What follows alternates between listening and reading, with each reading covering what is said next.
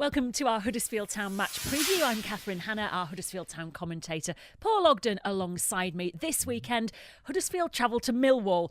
If you don't fancy a trip to the Den, I can't imagine why you wouldn't. Hear all the build-up and commentary on 774am and DAB Digital Radio, BBC Radio Leeds, West Yorkshire Sport. So, let's start with the team news. Tommy Smith out after his concussion last weekend. Joel Lynch out as well. Jonathan Hogg still recovering. Where's the defence coming from? They're down to the bare bones, aren't they? Yeah. And I wonder if this is the first time that we will see David Edgar play in the position that he didn't really want to play in at Birmingham City, central defence. There must be a recall for Murray Wallace. Mark Hudson will be a very important figure on Saturday at Millwall. And if he goes three at the back, there is scope for David Edgar to be brought in as an extra central defender. My biggest problem, actually, Catherine, is who's going to play right-sided defence, because Sean Scannell will probably have even more defensive responsibility on his shoulders if he's picked in that wide position again. Millwall tend to attack down the flanks. They have done for years.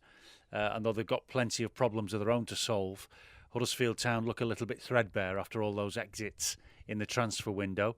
That's not to say that eventually cover won't come in, but it's going to come in once the loan transfer window is open, and that's on Monday. So they're going to have to make do a little bit. Chris Powell is a fierce defender of his favourite selection, which is a populated midfield in the middle.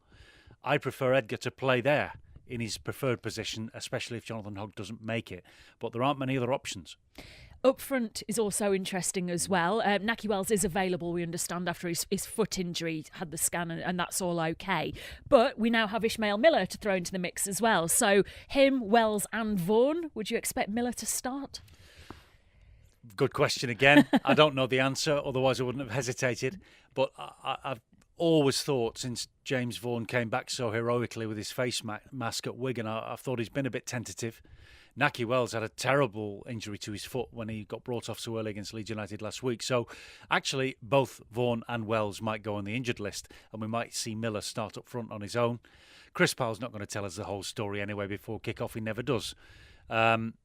To play all three of them would be a bit daft, because it would leave them undercovered in midfield. I think Miller has got enough recent match practice at Blackpool and enough character about him to lead the line himself.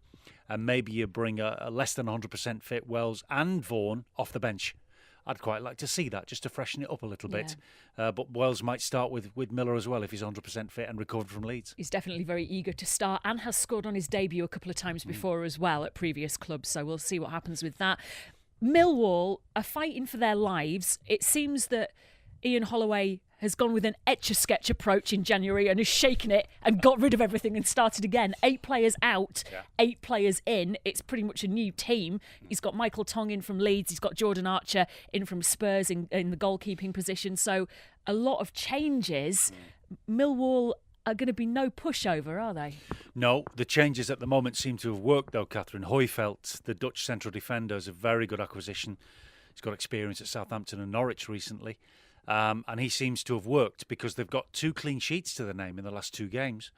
They actually won at Nottingham Forest last week, and Millwall might not be the vulnerable pushover that they were earlier in the season. I quite like Millwall once you get inside the stadium, but they are the weakest team in my diary to have visited Huddersfield Town this season. I hope they'll be similar when we go there, but they probably need to be tackled a bit harder than they were earlier in the season. And I find myself worrying about Jimmy Abdu and all the other players that we've come up against in Millwall shirts recently. Holloway had to do something. If they're going to get out of the relegation zone, somebody has got to replace them in the bottom 3. And if Millwall, perish the thought, take 3 points tomorrow, they will see Huddersfield Town as a target from now on. Town have to make sure their standards don't slip any lower than they have done at times against Leeds last week. But let's look back to the Wigan game against a fellow struggler, if we're going to bracket Huddersfield in the bottom 6, bottom 10. They surely must have enough to beat Millwall, even at the New Den. A response is definitely what Chris Powell is looking for. And let's not forget as well, the last time they lost to Leeds, Huddersfield then went on a 7-game unbeaten run. So more of the same would be good. If you can't make it down to the Den, then you can hear all the build-up, full commentary, BBC Radio Leeds West Yorkshire Sport with myself, with Oggy, with Kieran O'Regan from 2 o'clock, 774am, DAB Digital Radio. You'll hear a lot more from Chris Powell, from Ishmael Miller as well ahead of kick-off, and a bit of Yorkshire cricket captain and Town fan Andrew Gale at half-time too. Get in touch with your score predictions, your match reaction. You can text us 81333, start your text with WYS, or tweet us too at WYS Daily. See you at 2 o'clock.